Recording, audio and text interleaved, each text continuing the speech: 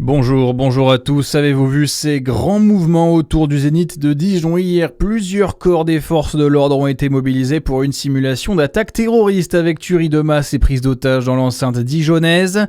2 hélicoptères et un véhicule blindé ont été mobilisés. Le GIGN et la BRI ont été testés dans le cadre de la procédure d'urgence absolue. Cet exercice a aussi permis de mettre en pratique le schéma national d'intervention avec la réalisation de transitions. L'antenne RAID de Lyon devenant la force menante à son arrivée sur les lieux, tandis que l'antenne GIGN de Dijon et la BRI locale poursuivent leur action en qualité de force concurrente.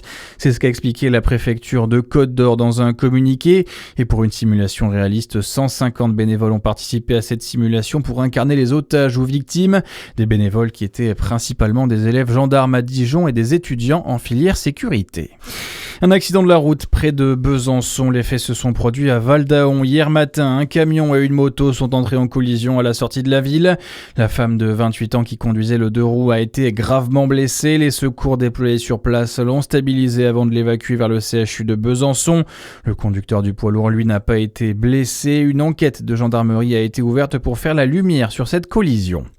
La Bourgogne-Franche-Comté a de très bons points de baignade. C'est l'ARS de la région qui le souligne avec 87% des sites de baignade classés comme en bonne ou excellente qualité sur 77 sites testés sur leur qualité de l'eau.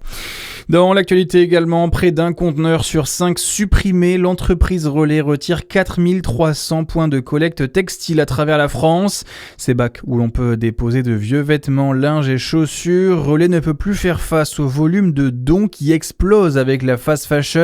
C'est pourquoi certains conteneurs disparaissent, comme l'explique Emmanuel Pilois, président de Relais France.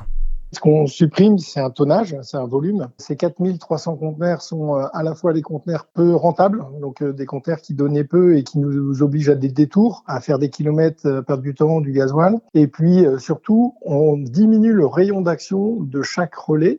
Donc au lieu de faire 120 km au plus loin, on va dire, on va en faire 100. On va réduire en effet la distance de nos tournées pour économiser en gasoil. Le but de notre opération, c'est de diminuer de 15 000 tonnes les collectes du Relais cette année. Actuellement, une tonne de vêtements collectés coûte 250 € à Relais alors qu'elle ne rapporte que 150 € à la vente.